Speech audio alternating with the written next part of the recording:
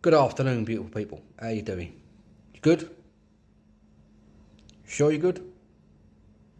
What you got to do? Time to open up, not man up. And remember that you're fucking amazing. Right, I'm going to do my chapters from Overthinking. This will be the last one I'll share on Overthinking. It's how I deal with overthinking. How I deal with it really. It's called Fighting Back.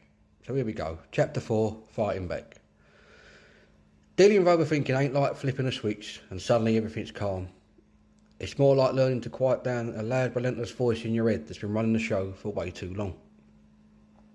I wish I could tell you there's a magic fix, but the truth is, it's a daily battle. Some days you win, some days you don't, but the point is, you keep fighting. For me, the first step in dealing with it was admitting I had no control over my thoughts. Sounds simple, right? But it's not. For ages I thought I was in control, that I just needed to think harder, figure things out and make sure everything was sorted in my head. But overthinking doesn't work like that. The more you try to control it, the worse it gets. So I've learned to let go a bit. One thing that helped me was noticing the patterns. Overthinking is sneaky.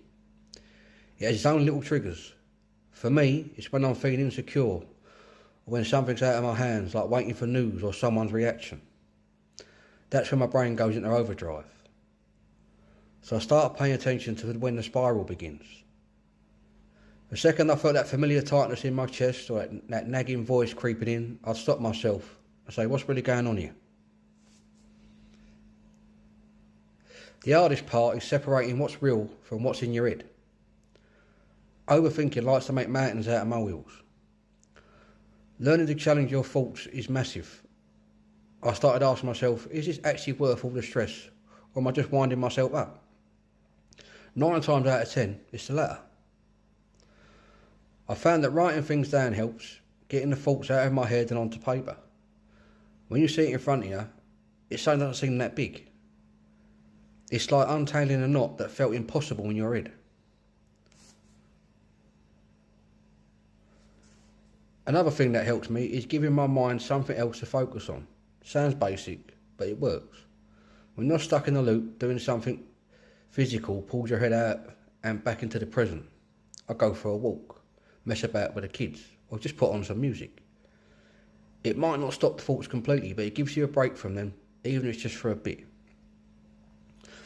Talking to people is another one that helped me. Now I know that's not easy. For years I kept it all to myself, thinking no one understand, or that the sound, or don't like the sound of me moaning. Bottling it up only makes it worse. You don't have to go into detail, or spill your guts. Having someone to bounce your thoughts off of, just to say, hey, I'm struggling, can be a massive relief. Sometimes just hearing someone else say, mate, you're overthinking, is enough to pull you back to reality. It's took me a while to get comfortable talking about it though.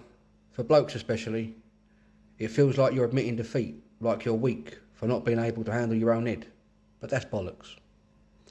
Overthinking is tough. And anyone who says otherwise has never had to deal with it. The more you talk about it, the more you realise you're not alone. And the funny thing is, once you start talking, you realise how many people are going through the same thing. I've learned also to set boundaries with myself. Overthinking loves to take over every part of your life if you let it.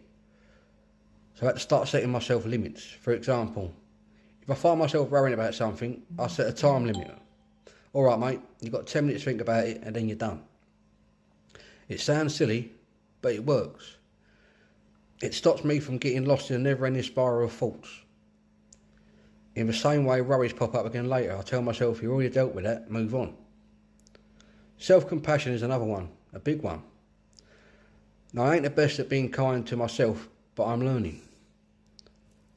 Overthinking often comes with a side of order of guilt and shame, and you beat yourself up for having those thoughts in the first place.